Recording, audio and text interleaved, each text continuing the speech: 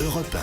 Le grand direct de la santé, on est toujours avec Thierry Lhermitte, aujourd'hui le docteur Gérald Kierzek, le docteur Richard Van der Vliet qui est dentiste, Elisabeth Assayag et notre vétérinaire maintenant, Natacha Harry. Et aujourd'hui, près de la moitié des Français possèdent un animal de compagnie. Et pour une grande majorité d'entre eux, les compagnons à quatre pattes amélioreraient leur santé et leur quotidien. On va essayer d'en parler dans un instant et de prendre vos appels d'ailleurs au 39 21. Alors, mythe ou réalité scientifiquement prouvée, on en parle avec vous, Natacha Harry, vétérinaire, présidente de la SPA. D'abord, on rappelle que tout le monde ne peut pas de toute façon avoir un animal. Ah oui, bien sûr, ça c'est un préambule. Il faut être capable de l'accueillir correctement. Mais lorsqu'on est dans cette position extrêmement plaisante d'avoir un animal avec soi, eh bien ça apporte énormément de choses extrêmement positives.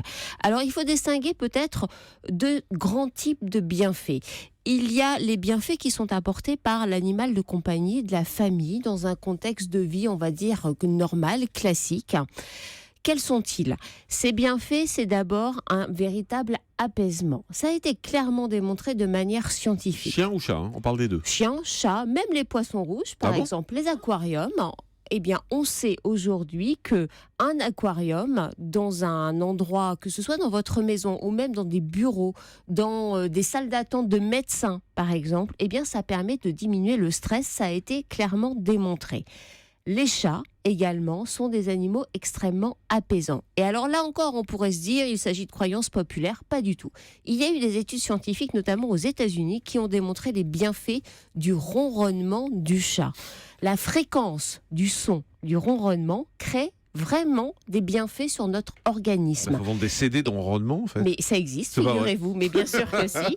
Et une étude, alors... Je n'ai pas précisément en tête le nombre de patients qui faisaient partie de cette étude. Donc ça, c'est quand même un facteur important à prendre en compte. Mais une étude aux États-Unis a démontré que ce ronronnement du chat améliorait la cicatrisation des patients hospitalisés.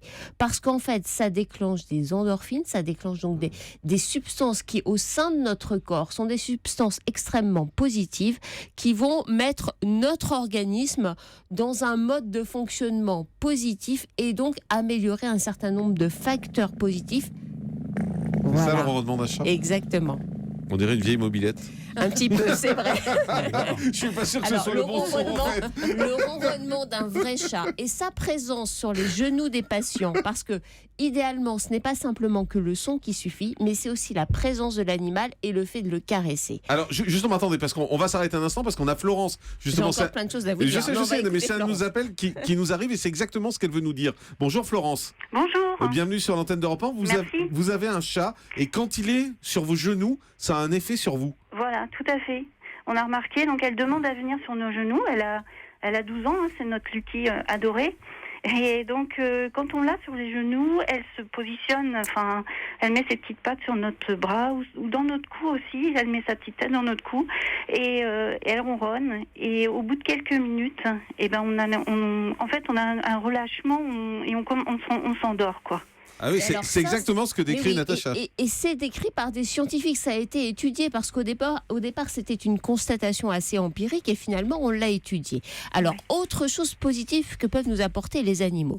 Dans un foyer, lorsque vous avez des enfants... On dit merci à Florence. Merci Florence, pardon, excusez-moi, mais c'est parce que je vois que vous allez bientôt me couper la parole, alors j'essaie de vous expliquer tout ce que peuvent apporter les animaux.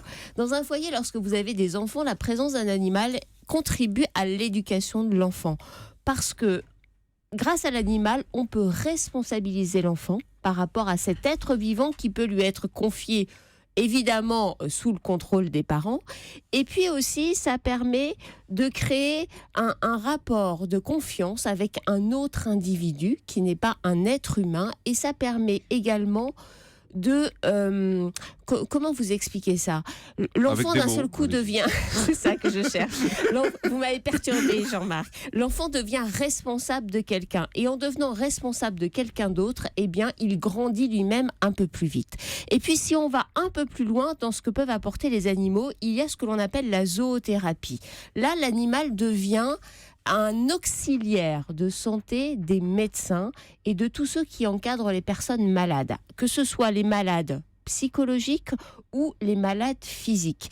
Il a par exemple été très clairement démontré tout l'intérêt d'avoir des animaux dans les maisons de retraite ou dans les EHPAD où vous avez des personnes par exemple qui souffrent d'Alzheimer. La présence de l'animal permet de diminuer la rapidité avec laquelle ces personnes vont se dégrader dans leurs gestes, dans leurs actions. Parce que ça les occupe en fait, c'est ça ? Non seulement ça les occupe, mais on crée des moments, des séquences de travail avec eux qui n'en ont pas l'air, c'est-à-dire qu'un éducateur spécialisé va venir faire travailler ses patients humains grâce à l'animal. Par exemple, on va demander à une personne âgée qui souffre d'Alzheimer de lancer la balle au chien. Et bien cette personne d'un seul coup va faire un geste et va oublier ses problèmes et va être dans l'interaction avec l'animal. Et puis aussi la présence d'un animal dans ces endroits de soins leur remémore un certain nombre de souvenirs de leur passé et là encore ça limite l'évolution de leur maladie. Autre chose très intéressante, c'est le traitement des personnes qui ont des troubles psychologiques. La présence de l'animal les apaise et elles se rendent compte surtout qu'avec un animal présent à leur côté, il n'y a pas ce jugement de valeur que peuvent avoir les êtres humains. Et les animaux dans ces cas-là sont des auxiliaires extraordinaires des médecins. Il peut s'agir des chiens, des chats, des chevaux et parfois d'espèces beaucoup plus inattendues. Moi, j'ai vu dans des maisons de retraite, dans des EHPAD, des lamas. Des lamas ? Et oui, des lamas qui étaient utilisés avec vraiment un bienfait considérable.